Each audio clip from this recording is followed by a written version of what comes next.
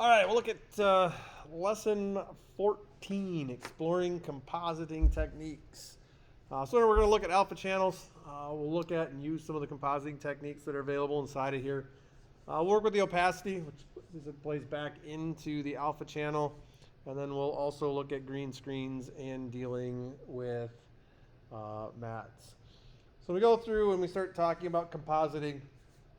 Really, we're talking about bringing two objects together into one. And with that, we'll look at blending, layering. We can key things, we can mask things, we can crop things. All those things are controllable inside of Premiere Pro. So if you go in ahead and open up the project for lesson 14,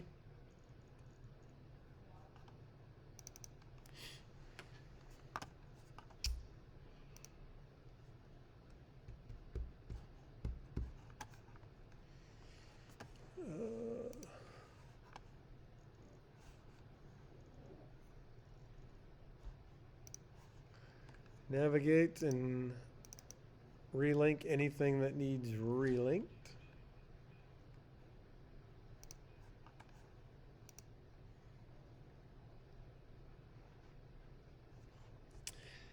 And if you open up, you're going to end up with something that looks like this. So as we go through and we start to work with this, we're going to jump over here into our effects workspace. This is going to take us into some of the other things that we're going to be controlling. We start to look at dealing even with graphics and sound for adjustments. We can go in color balance. But it really allows us to go in and start to look more along the lines of we're no longer really looking at it from the standpoint of editing the video. At this point, we're now going in and working to blend them. So we're actually dealing with effects controls with them. As we go through and we start to run it, your camera goes through and works in RGB, so red, green, and blue. As it goes through and works with, if we look at each individual channel, that would be your monochrome channel. So if we're dealing with just the reds, the greens, or just the blues. As we go through and we put those together, so where we get into additive color, being that we go through and we add colors together to get to what we have with our white. So when we start to think about what's happening with it, that's why when we go through and we start to look at things on a screen. One of the main reasons why we work with stuff on the screen, people tend to say, well, it was so much brighter on the screen. Well, yeah, because we're pushing colors there to actually go ahead and create what we have for the light. But the one thing that we don't really talk about or get into or think about, I should say, is the alpha channel. It's your fourth channel, kind of the fourth monochromatic channel. And really all that does is it goes in and starts to define the opacity. So how much do we see of individual pixels? How much don't we see of those pixels? And then as we go through and start to work with that opacity, what happens is it allows us to go through and start to blend with the background. So do we have none, zero that are opaque, or do we have 255 of them? And when we talk about 255, that's going all 8-bit. As we go to expand that, to go to 16-bit, those numbers continue to increase up exponentially. Now, we go and we start to work with things. We're probably used to seeing things that have a background to them being black.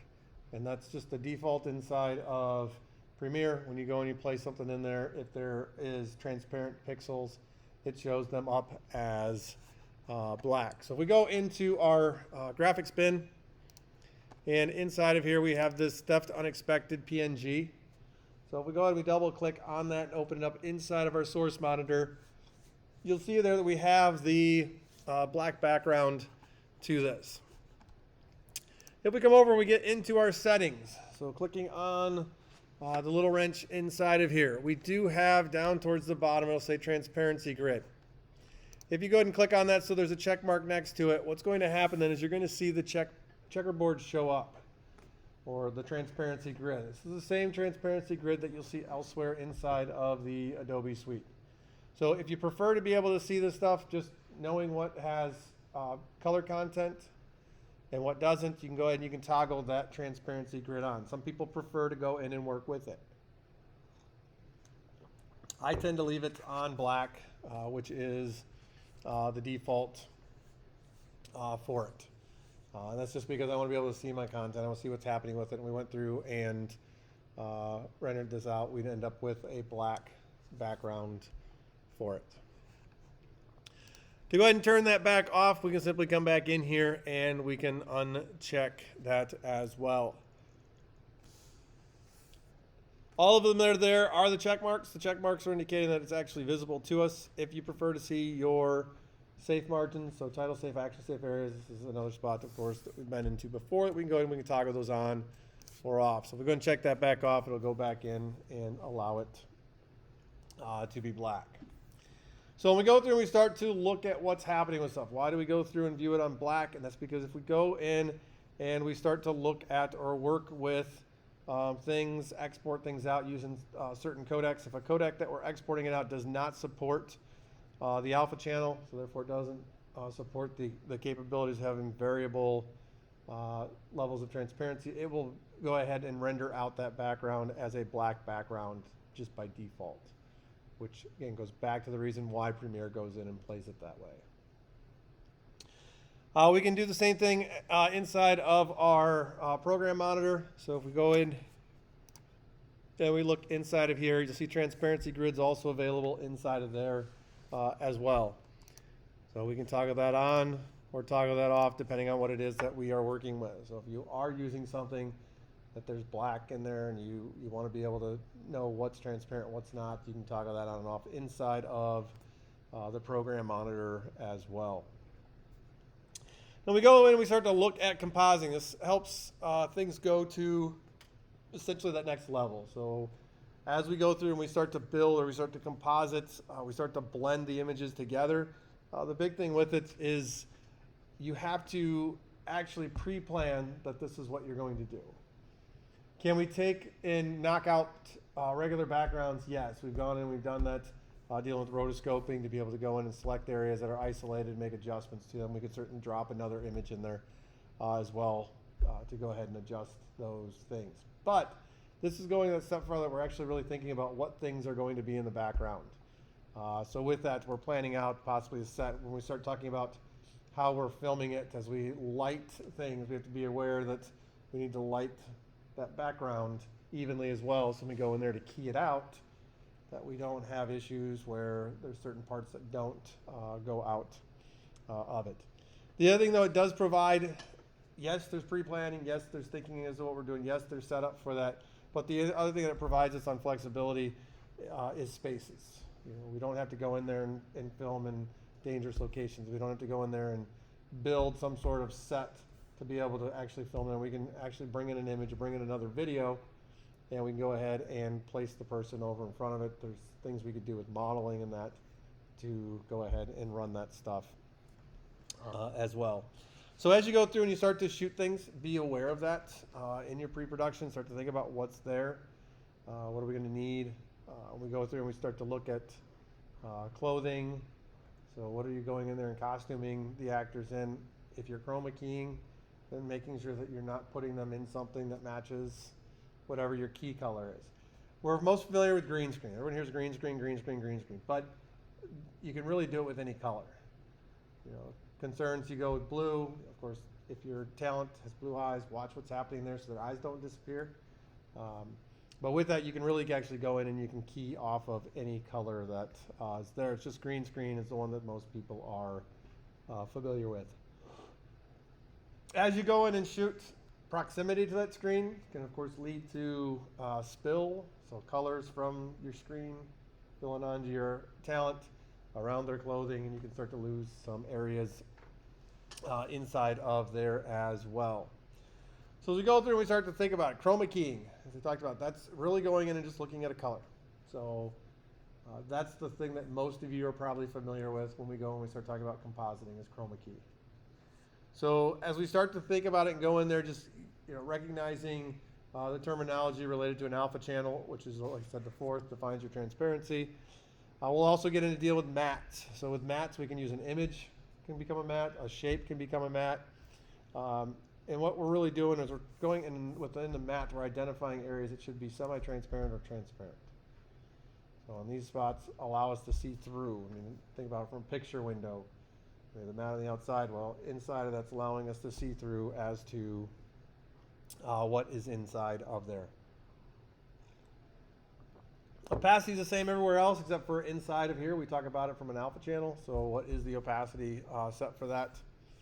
One area that's come over from Photoshop, it's actually finding its way, of course, into every application inside the Adobe Suite, is dealing with blend modes.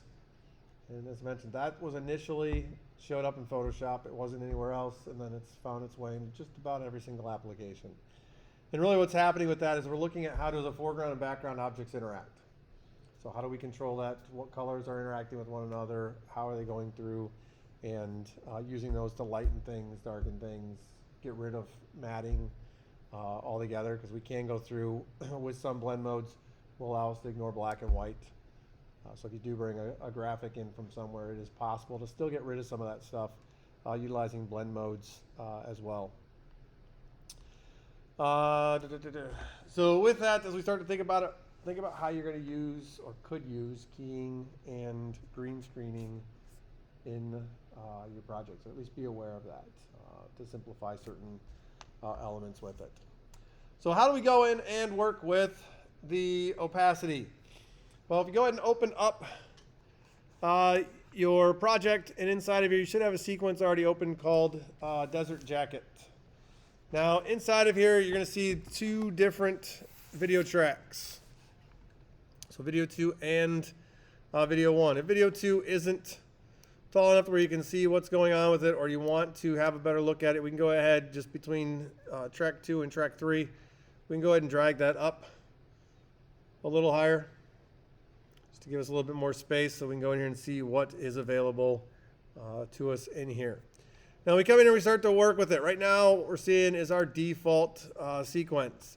If we click on our little wrench, we can go in here and see what is available to us. We have video thumbnails, video names. We see all the checks are highlighted in blue. The one we want in here, we see this show video keyframes. Now when you turn that on, what you're going to see is this little rubber band show up out here. Now as we go in and we start to look at this rubber band, this allows us to actually adjust what it is that we are seeing inside of here. So in here, we're going to go in and we're going to start to work a little bit with keyframes. So changes. Well, this by default, when we look at it from a standpoint of video, this is all about opacity. So as we drag that up and down, what we're really doing is we're going in and we're adjusting the opacity. So if I grab that and I bring it down a little bit and let go, notice how we're able to see through the character, the talent inside of here. So by default, video is dealt with opacity. Audio, it goes through and does volume. So as soon as we turn that on, that allows us to go in and see what is that we're controlling. As you drag it, you'll see the number showing up on there. So it's 77.1% if we go in and move it back up to here. Now we can drag it down. We can attempt to get to that 50%, and you're going to see what is it that you ultimately end up with. So right now this is going through, and you'll see we get in there. I can get to 50.6. If you hold down Command and then start to move the mouse up and down, notice it's moving in much smaller increments. That's going to allow us to go in. We can set it to 50. Make sure you let go of the mouse first, and then you let go of Command. Then you'll see if you hover over top of it, the tooltip tells you that we're at an opacity setting of 50%. So right now we go through and we work with this. What we're really doing is we're going in and we are adding our, we can add some keyframes in here. We move it right now, it isn't adding any keyframes. So don't be concerned that, oh, I move that, now something's going to happen. At this point, we have not added any keyframes into here. This is what we would consider then a global adjustment to it. So it's going to go across the entire thing. So we went in there, we play it, you're going to see that it's just going to sit there at 50% the whole way going across there. So we have that. If we went in here and we looked at our desert scene, the same thing, since it is a video. If we lower that down, notice it's going to get darker. That's just because what we're working off of here is we're working off of adjusting the opacity, and by default, again, we're going back to black. So if we drop both of those all the way down to 0, what we'd end up with then is a completely black screen. So it allows us to go in and begin to work with those pieces. You can see as you look at the thumbnail that this is keyed because we have then the background there that's set. If we go ahead and we're to pull up our effects controls inside of here, you'll see what it's using for the keying. So in this case, it's used Ultra Key. You can see the color inside the box, colors indicating what color they ultimately chose to go in and key with. So we were to toggle that off. Remember, we can toggle effects on and off by simply clicking on the badge up here. So once you toggle that on, it'll come in and work. If we went in and we decided we wanted to choose a different color,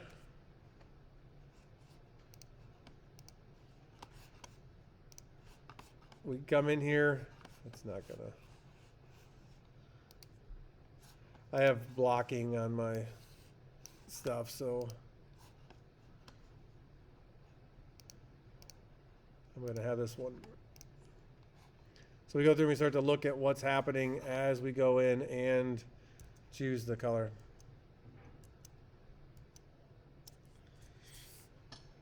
So we can choose whatever colors we want. We're going to take that back there since the way this computer is set isn't going to allow me to do what I was doing. And we're going to go in. Let's open up. There's a inside of our sequences folder here, or bin. There's this theft unexpected. Let's go ahead and pull that one up. Take it back to home. We can see what's going on here. We can see the text coming in. So we see based on the video tracks. As you go through and begin to play and familiarize yourself with things, pay attention to what track things are on. You will be handed files that you have to go in and work on. Start off by familiarizing yourself with all the content that's going to be inside of there. So if you look back at that, we see that we have a title on there. So with it, it kind of pops in there. It's not uncommon as we go through and we start to work with titles, that titles fade in and they fade back out. So we're going to go in and make some adjustments to this, add some keyframes so that this fades in and also fades out. So we need to come in here to where we have our video 2 track. I'm just going to drag this up nice and tall. And then I'm also going to adjust what I'm seeing here from a scale standpoint to allow me to see now that rubber band. We went in already, and remember we turned on to show video keyframes. So that's going to stay on there because it's part of the timeline. It wasn't stuck just to the one individual sequence that we had pulled up.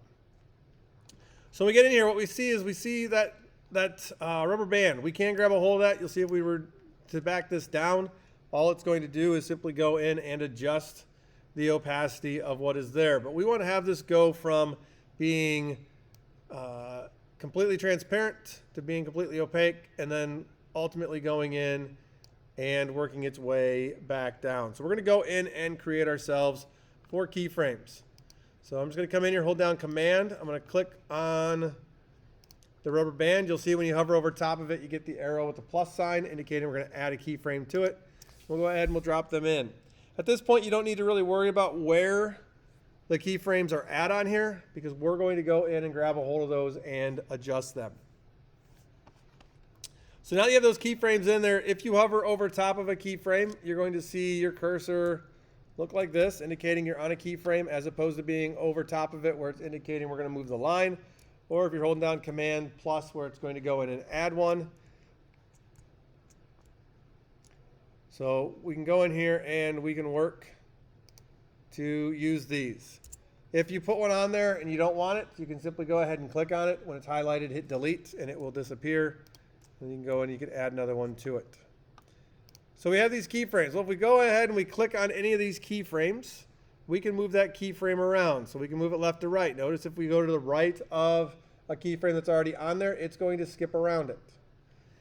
If we jump back over to the left, you'll see it's there. We can also move that all the way over to the beginning, and we can drag that down to the bottom left. So with that, it's telling me that at this 2-second mark, we're going to take that opacity to 0. It's the last number that's on there. So if you hover, take it up, you'll see what's happening with that.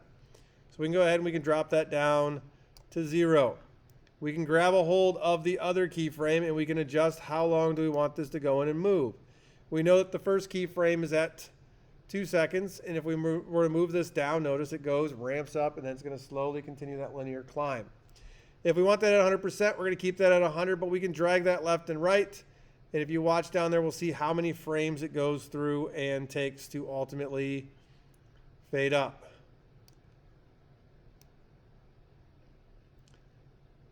So we know that we're at 24 frames, well, 25 frames per second.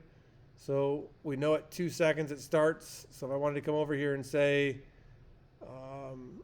I'll use essentially 18 frames for it to fade up. And then I can come over to the end here. I can take that out. We see that that's at the 6 second mark. So then I can also come in here and say, I want 18 frames of this for my fade up. So therefore we take it out here to 507 or fade back down. So there we go through and start to look at what's there. We can then see how does this go in and adjust. I'm going to go back before it. Spacebar comes up, stays there, and then it's going to fade itself down and back out. So it allows us to keyframe that way without doing it in any other fashion. It's right inside the timeline. So we have our controls with that. Where else do we have that? Up inside of our effects controls. If we go ahead and we choose our opacity, we have the ability over here, once again, to add keyframes. So with that, based upon where this is at, we could always come in here and click on this to add a keyframe as well.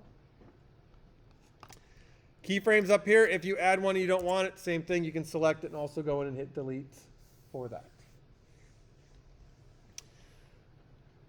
As you work, depending on your own personal preferences, you're going to find whether you prefer to do keyframes inside of the timeline or prefer to do the keyframes inside of effects controls. They do the exact same thing. So you're not going to lose anything either way. The other thing you have up here is the ability to navigate keyframes though. So we can jump to the previous keyframe as we go through and use them. And if you were to keyframe stuff and you decided you didn't want them anymore, if we come over here and we simply click on the stopwatch, it's going to inform you that you're going to delete all existing keyframes. So if I say OK, you're going to notice it snaps back and gets rid of those.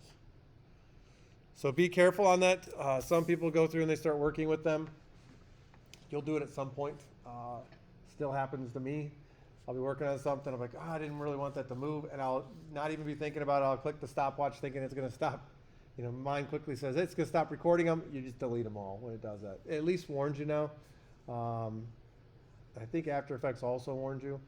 But for a while, it wouldn't warn you at all. And you'd click on it, they'd be gone. And you'd go to do something else. You'd look back and realize what you had done. So just watch that as you go in and adjust that as well.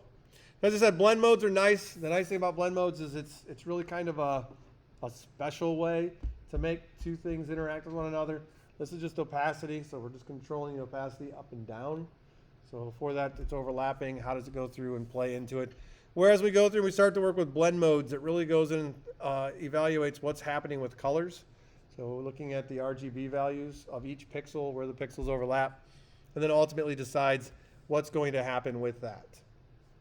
We get into blend modes. By default, blend mode is called normal. That's the one that goes in and has a set that we're not impacting anything. So normal blend mode just says it's over top. If we go through and start to look at all of them that are inside of here, you'll see that this list is organized the exact same way that it is in Photoshop. So when you go through to work with it, if you get familiar with Photoshop, you can use it in here. If you get used to it in here, you can use it in Photoshop. So recognizing what happens as we go in and use the different ones. As I mentioned, the very first one, normal, that is the default blend mode on there. So many people go in and we start talking about blend modes, or we go in to use blend modes, and they ask, well, what's the secret to blend modes? The secret to blend modes is to play with them, use them, see what they do. There isn't any hard and fast rules other than you go through and we start looking at lighten. So when we go through the lighten stuff, ignoring black, we go through to darken or multiply, we start to get to the situation where we lose white. So as we go in to use those, outside of those, it's really depending on what the colors are, how they're overlapping, and then playing with them. Selecting one, oh, yeah, I like how that looks. No, I don't like how that looks.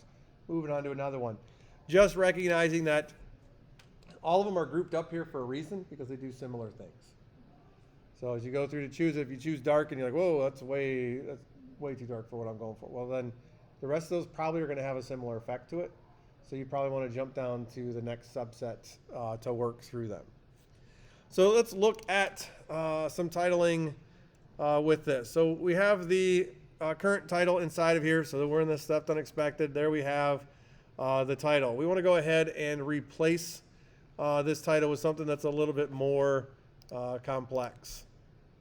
So if we go up into here in our graphics bin, there's this Stuff Unexpected layered one.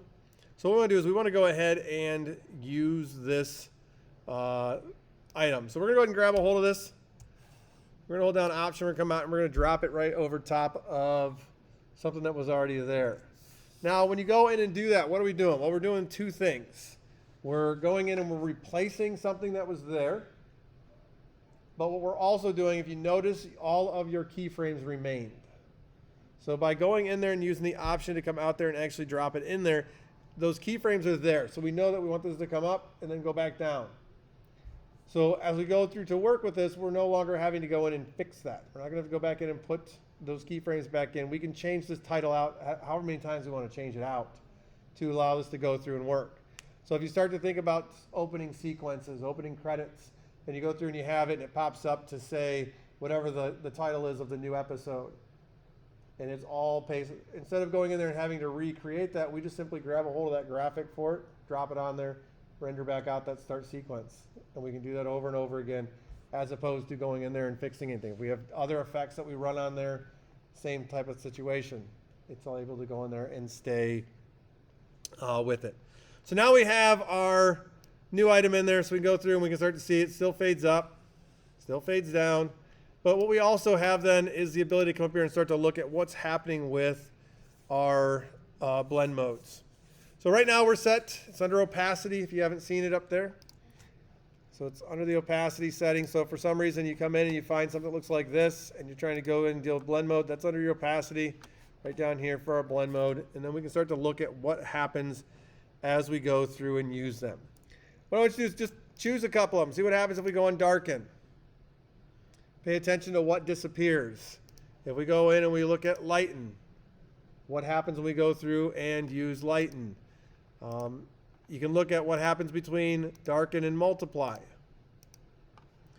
What happens when we get into color burn, linear burn, and darker color versus lighten, screen. So you can see what's happening with these as we go through and use them. Now language-wise, that they're using matches right up with what would be darkroom techniques. And we go through and we start looking at dodging and burning. So burning is we're using and focusing the light onto the paper to expose it, so it's going to make it darker.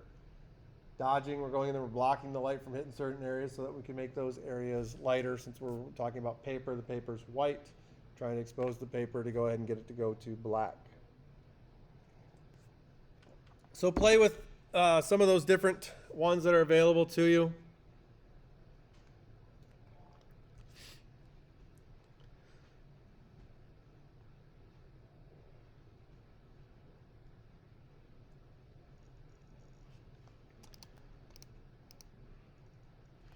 Another thing you can also do, if you know exactly what you want to go and use, if you hover over top of the blend mode drop-down menu but don't click and use your scroll wheel, it will allow you to scroll through them. So this is one of those, I don't know if I'd call it a trick, but if you're not sure what you want to use, you can simply go in there and you can start to move the mouse, watch it change names, and then you'll see the change or the impact show up in the program monitor.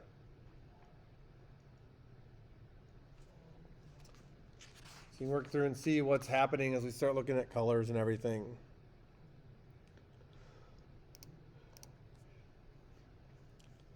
Now you may choose to keep them. You may choose to go back to normal. If you found one that you like that is adjusted, you can do that. If you decide you don't want to, then you can always take it back to normal. So as we also begin to work with this, this is one way to go through and adjust it. We're looking at the opacity on there. We can also go through and we can start to look at what exactly is happening, with that alpha channel we have on there. All of you have worked with them. If we go through and we start dealing with text, text really is an alpha channel. We go through and we determine based upon where this character is at, what has color is actually at, is completely opaque, and then what is outside of that is transparent. So text is 100. The open spaces end up being a 0. So let's go over to our depth unexpected layer that we have in here. So we go through and we're working with this layer that we have up here, depth unexpected. And we want to go ahead and make some changes to this, or look at what's happening with this as an individual, we'll call it a graphic because that's really what it is. So if we come in here and we start to look at what's available to us, we want to go ahead and be able to modify what's here. And we're going to go ahead and adjust this clip so it's going to end up doing other things. So over in our project panel, what we have is our depth unexpected layer. It's the one that we went and just brought into there. Well, we want to adjust this. So we're going to right click on this. We're going to come up here to our modify, and we're going to say interpret footage.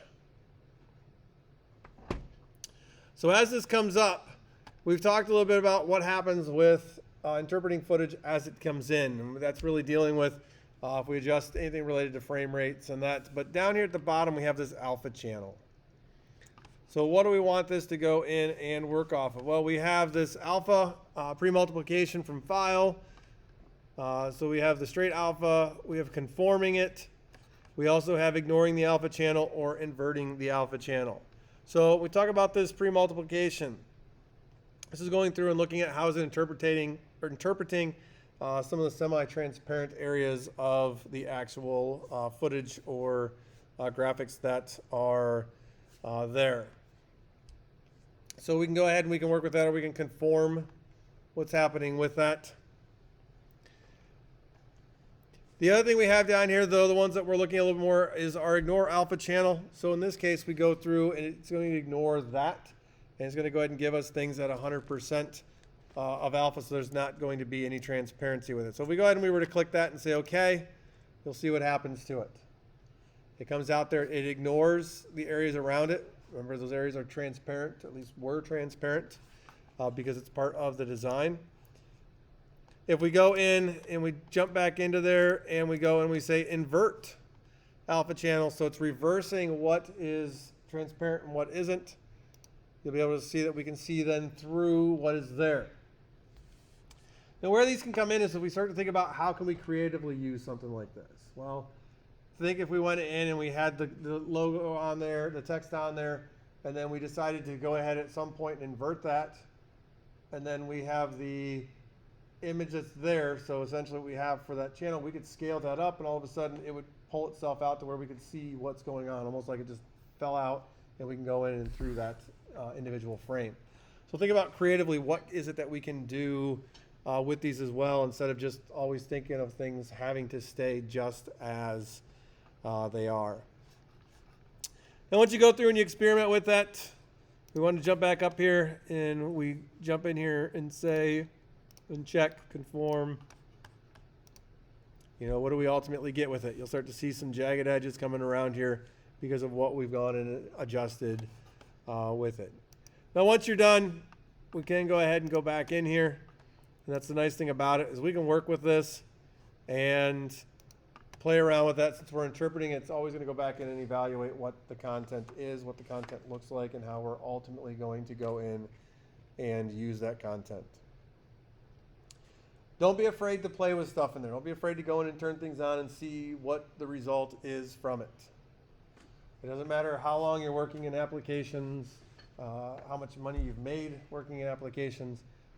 You'd be surprised at how many people still go in and they play with the setting and see what they get, and they end up running into what we call happy accidents. There's someone else calls it something else. It has to do with serendipity. So with that, like I said, go in and don't be afraid to play with them. Now we talked briefly about dealing with chroma keys. So going in and using color keying utilizing a green screen shot. So let's go in and create ourselves a new file or a new sequence to go in and use. So if we go into our green screen bin, inside of here we're going to find this timekeeping MP4. If I were to double click and see, we can see we have this individual that's shot on a green screen. So we're going to go in and create ourselves a new sequence. I'm simply going to go ahead and grab this.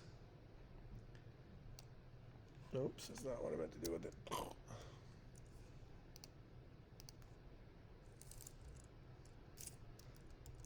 Just undo. So what I want to do is I want to go ahead and create myself a new sequence off of this individual clip. So we're going to take this and make a sequence. So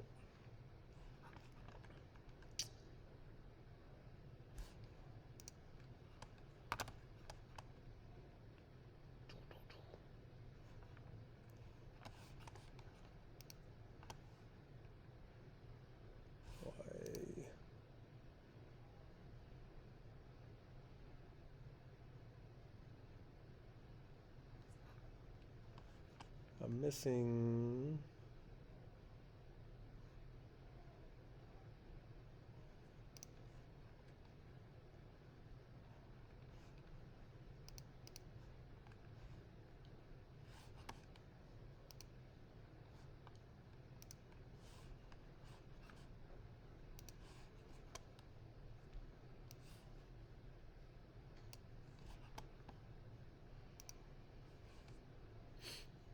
So I'm going to create myself a new sequence.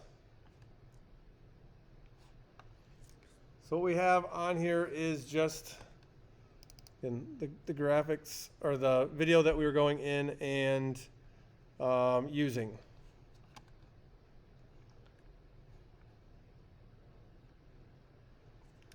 So now you should have this up. Like I said, I have it up in the source as well. So we're going to go in and we're going to use what we see as this green on here to go in and remove this. So we're going to have something in the background. So with that, let's go ahead and let's slide our timekeeping up to video track 2. And now why do we want it on 2? Because we go and we bring in our background image. Anything that's above is going to play. If we put our background image up on video track 2, then what's going to happen with that is that we're only going to see that video. So with that, there's another one inside of our shots here. So we have the Seattle skyline TGA. Go ahead and bring that in here. We're going to drop it in behind it. Now we go through and we start to look at it. We see that we have a single graphic here. What does it look like? Well, if we double click, we can see it in here. So what we have is we have a single graphic. Now based upon what your settings are inside of here, most of them are set to default 5 seconds for a still frame. So with that being set to 5 seconds for a still frame, it's not going to be long enough for the action that we have on here, because we can already see that we're at 1823 for the length of this individual clip that's here. So what we want to do is we want to go ahead and make this go the full length. So I'm going to go ahead and come down here. Let's just go ahead and drag that out so that we have that now matching up with the full length of our video that's on top of it. So we're going to go ahead right now. We can see that we have our sequence is called sequence 1. We're going to go ahead and we want to rename that. So I'm just going to go over my project panel. I'm going to click on my sequence 01, hit return. And we're going to call this is Seattle skyline. Hit return. And then for organization purposes, we're going to go ahead and drag that into our sequences. So we'll see inside of our sequences, along with the other 3 that were already in there, we now have our Seattle skyline. Now we go through and we start to work inside Premiere Pro. They continue to add and add and add. But the main one in here is the same one that we used or saw used in the previous sequence and dealing with the Ultra key. So we're going to go in and we start talking about Ultra Key. What is it? It's a dynamic matte. So using the same effects, we're just selecting a color to define the matte. So it's a dynamic matte based upon whatever color it is that we go in and select. So we want to go ahead and add in the Ultra Key to this. So we need to get into our effects. We go into our effects and we type in Ultra, or begin to type in Ultra. We're going to see under Video Effects, Keying, Ultra Key. That's the one we're going to go in and we'll drag that out. And we'll apply that then to our timekeeping.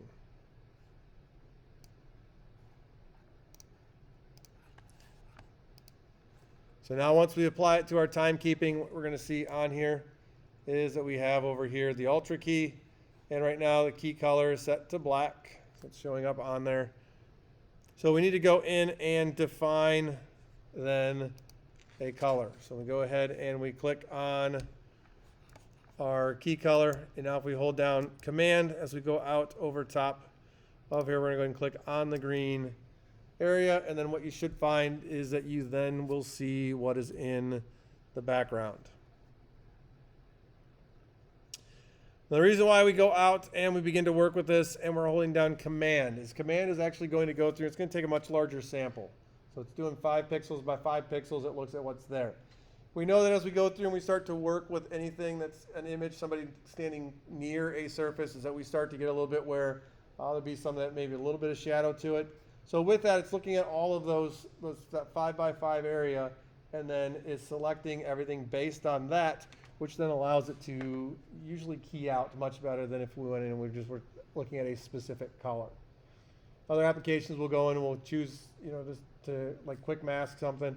You click on it and all of a sudden you got to keep clicking right around it because of the slight variation in the pixels that we're dealing with inside of the image or the video.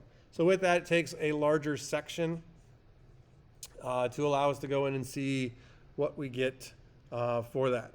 So anything we selected based upon that green and then the colors that are outside of that, it automatically goes in and takes them and turns them into an alpha of 0. So those are now fully transparent pixels that we're working with.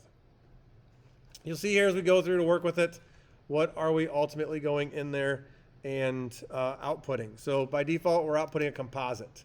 If we go down here and we choose alpha channel, this will allow us to go in. If you've worked in Photoshop, we know that we deal with layer masks, same type of thing.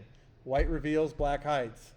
So anything that's white, we're seeing 100% of. Anything that's black, we're seeing 0 of. And those areas, you'll see some gray areas in here. Those are areas then that we're partially seeing the content that is there. So that's what's happening with that. If we go into color, this is going to go in, you'll start to see then what's happening based upon the individual colors that are here. The big thing as we go into work with it, once you make that keying, you usually go through and you'll check your alpha channel, because you want to go in here and make sure that it's keying out right areas, that you're not missing something, because when you go through and you run this on not only this background, but if you were to use it on other backgrounds, you may then end up seeing some of those artifacts showing up inside of there. So overall, this looks pretty good. As we go in and begin to work with them, what else can we work off of? Well, there are different settings inside of here. So we have our default, we have our relaxed, we have our aggressive, and then we ultimately have the ability to go in and deal with a custom. So what happens if we go relaxed? Well, when you click on relax, you'll see that there's some of this starts to come in and become gray. So the difference between default and relaxed. What happens if we go into aggressive? Now on this, it's really going to push it a little bit more. And you kind of think about it from the standpoint, if you start thinking like levels standpoint.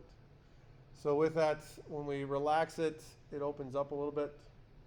When we go in aggressive, it really pushes to wipe out a lot of what we have for that spill that's coming in and around it. If we jump back over then and look at our output to composite, we now can see what's on here. If you go through, you can start to look at what happens with relaxed. Now if we go back to color, now notice how you're seeing a little bit of that green showing through. That's because it's on relaxed.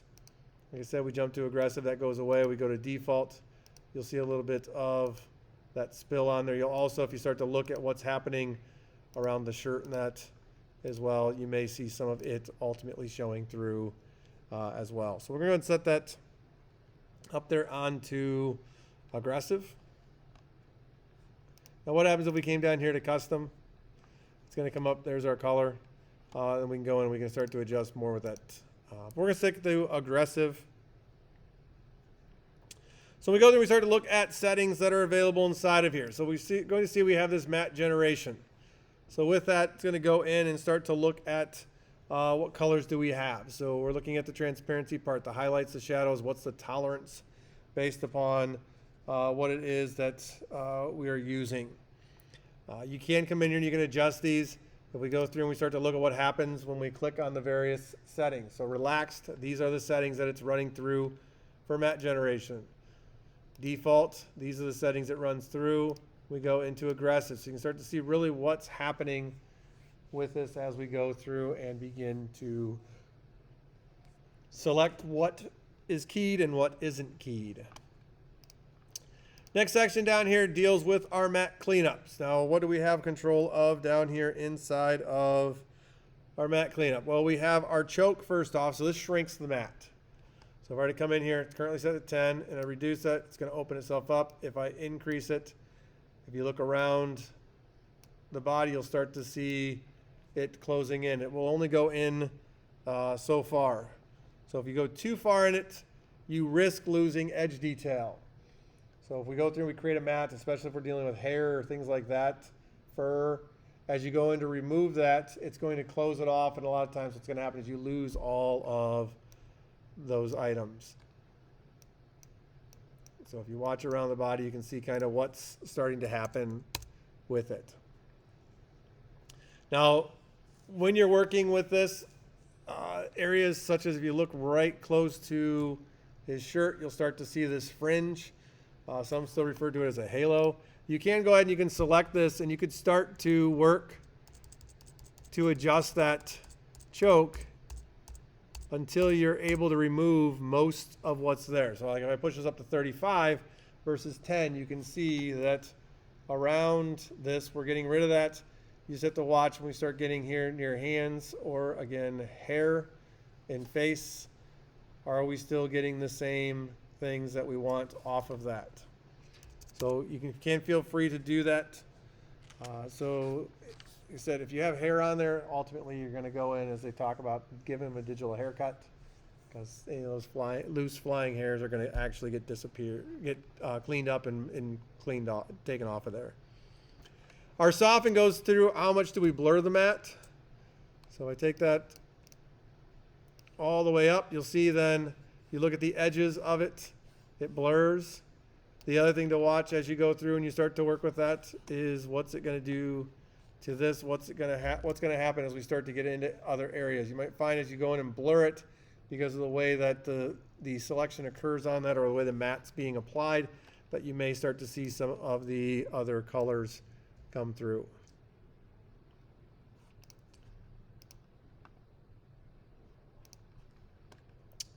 We look at our contrast. This is going through how much do we increase the contrast between what's black and what is white.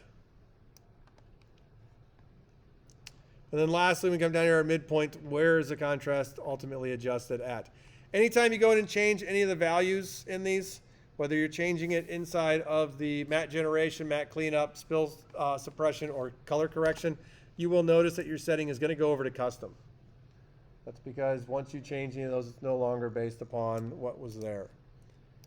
So if we continue to run that in aggressive, we jump down here in our spill suppression. And here we come in, we start to deal with spill. When we talk about spill, that's really looking at any color that's bouncing off that background. So you can use this a lot of different areas. You can even go in, if you really wanted to, you could go in and potentially adjust it to where you could take an image. If there's too much background spilling onto it, you could ultimately duplicate a layer even, remove the individual from it, and do just corrections and control things just on that individual video separately as well. So I don't think you have to just use it. It's only green screen. You can use it really anywhere versus dealing with color correction in other senses. So really what we're going through, it's starting to look at what's happening with the color that's bouncing off or spilling from the background. And then lastly down here we have our color correction. So this is really, it's a built-in way for us to go in and quickly and easily adjust the overall appearance of your foreground video. So we can also come into here, we can start to look at saturation, see if we desaturate them. We can go in there by fully desaturating, we just knock it out to grayscale. Or we can make him super saturated to where he obviously has decreased liver function because Billy Rubin's way too high because he's definitely jaundiced in this video now.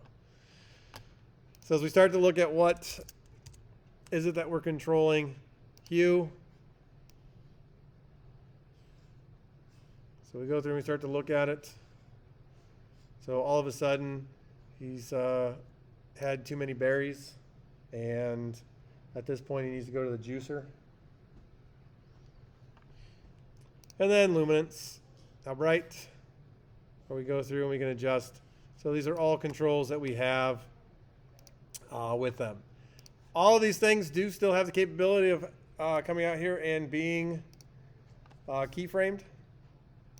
So we can adjust these things. So don't think that just because it's part of a key that we can't make things change over time. So we can still go in here and adjust what's happening with our settings.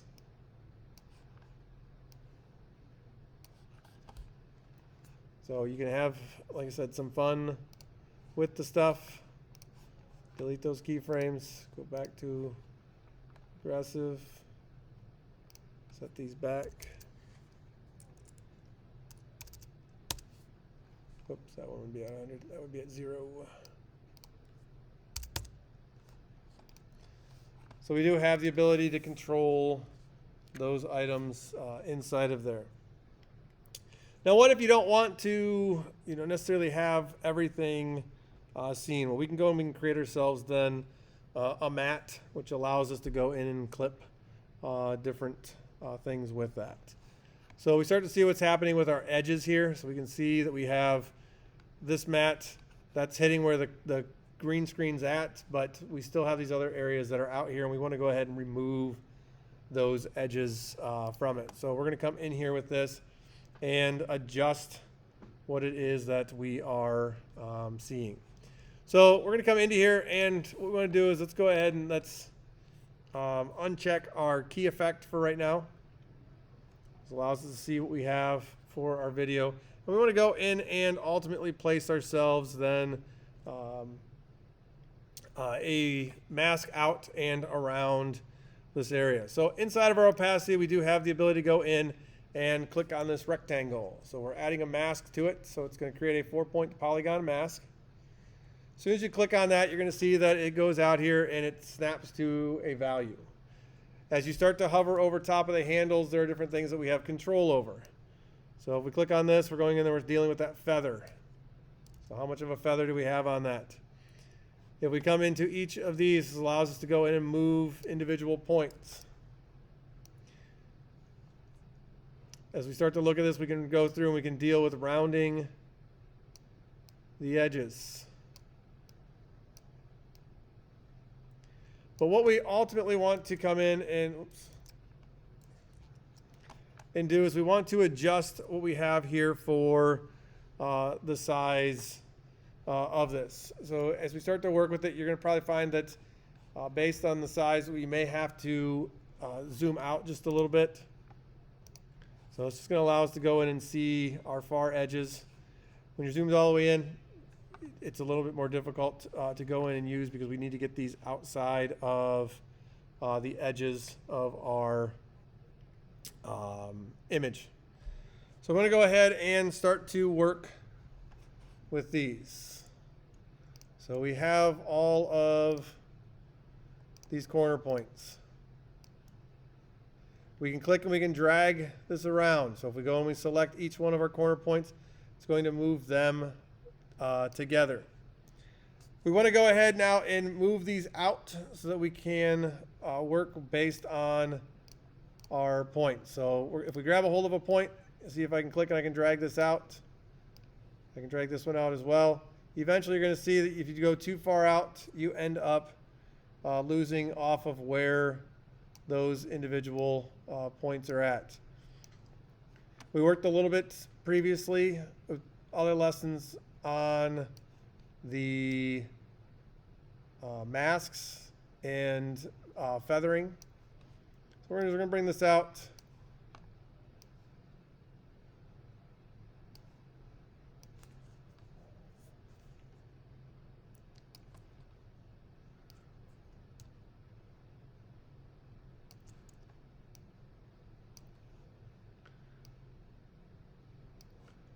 And adjust it until we're no longer seeing those other edges. So all we're doing is we're going in and we're deciding exactly what areas are going to be seen based upon the mat that is here. So once we go through and we have that set, if we turn our Ultra key back on, and we uncheck or no longer have selected the opacity mask, what will happen then is you'll see now, instead of having those black edges that we had going down each side, we now have gotten rid of that. At this point, we can go ahead and set this back to fit. So it allows us to go and decide what areas are being seen, where is it applying to it. If you're depending on, again, what you have for a screen. This is one of those situations where if you're using a screen that might be narrower than what you would normally be using or what you're taking it into, you can go ahead and you can fix what is there. And then the next thing we're looking at is a track mat. So when we go through and start to add to this, what this allows us to do is goes in and starts to look at the luminance. So we start looking at brightness there. Or it will also go in and can use your alpha channel to create then another mask with it based on then the track that it is applied to. So we want to go ahead and use our track mat key effect to add a layered title into our Seattle skyline sequence. So what we want to do is we're going to go ahead and move this skyline that we have here, and let's go ahead and we're going to track this out longer. That's just because we're going to add ourselves another video here onto track 2. So if we move back over to our shots, inside of it is this LoRa 06. We're going to bring that out here and drop it on here, making sure that we just have enough space afterwards. So we want to be able to see what's here, so we go through and start to see what's going on with this. So we have our video here. So what it is, we want to go ahead and bring out then, there's another clip inside of our graphics bin. It's the Seattle clip. We're going to bring this out here. We're going to go ahead and place this up above our LoRa 06. So we're on video track 3. So we bring this over here. What's going on with it? What are we seeing? You should see the text, and you're also going to see that down below here. We're going to go ahead and let's make the Seattle clip last as long as the LoRa clip. That way, if we scroll all the way through, we're going to see that the whole time. So if we go into our effects, let's go back up to our effects that are here. And what we want to do is we want to come in here and begin to type in track, or type all of track in, so we see our track mat key that's inside of our effects here. Now what we want to do is we want to go ahead and we want to take this and we want to apply this to our LoRa 06 video. Now we go through and add this to it. It's just simply going in saying, okay, we have added a key to it. What are we trying to use then to control this? Well, if we come over to our effects controls, inside of it, we're going to see that we have our track mat key. Our mat currently is set to none. If you click and check on that, it's going to look at that. We have video 1 or video 3, which is the video 1 level above. It's got to be up above that. And then you'll see that what it does is it takes then the information that's inside of there. So it's really looking at from that luminance setup, that it's the white text that's on there. It then goes in and essentially creates us a mask or a mat based on then just what we have there for that. So if you go ahead and you play it, if you watch inside of the Seattle, you're going to see then that's on the frame, or it's inside the frame based upon where she was walking. It's that close up to the camera. If that clip or the information was to be somewhere else, we'd be able to see then the lighter content that is inside of there. So that's our Seattle text that's on there.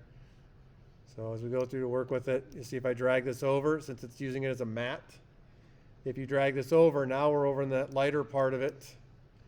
So it's using that video behind there, and this is just a way for us to, in theory, then see through. It's like looking through a window and seeing the action that is in and behind there.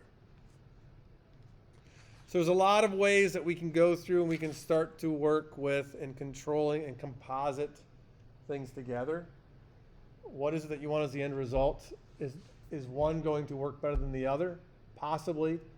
But if you use one and use it effectively, get used to using certain things and use them effectively, what's going to happen is we're not really going to see a whole lot of shift between one object and the other. There's a lot of different ways to create the look that you want. Play with the stuff, experiment with the stuff, and understand what each one of them allows you to do. And get used to even what controls are available to you over inside of your effects panel. Because even when we come in here, we start looking at text. What happens with text? Well, there's our text. There's all the controls. There's the selections that we have available to us, transformations and that as well inside of there.